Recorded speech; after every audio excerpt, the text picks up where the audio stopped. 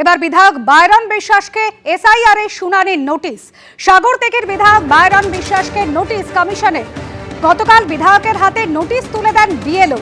24শে জানুয়ারি Shamsherganj BDO অফিসে তাকে হাজির হতে নির্দেশ দেওয়া হয়েছে।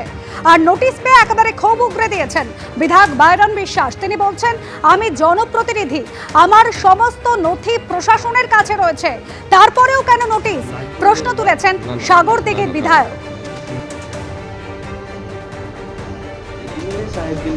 ছজনের বাবার নাম এক হলেই ডাকা হচ্ছে শুনানিতে। বায়রনরা 6 ভাই বোন, সেই কারণেই তলব করা হয়েছে, এমনই খবর আবার নির্বাচন কমিশন সূত্রে।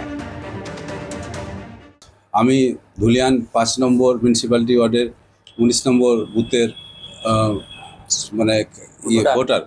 আমার বাবা একটা বিশিষ্ট শিল্পপতি, জনসেবক ছিলেন আর কি। তো তা থাকা সত্ত্বেও আমাদের একটা বিশাল পরিচিত পুরো পশ্চিমবাংলায়।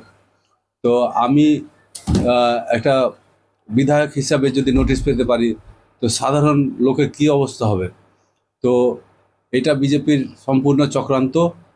এই চক্রান্ত ওরা সাকসেস করতে চাইছে। আগেই ওদের একটা টার্গেট দিয়ে দিয়েছিল যে প্রায় 1.5 কোটি ভোটার বাদ যাবে।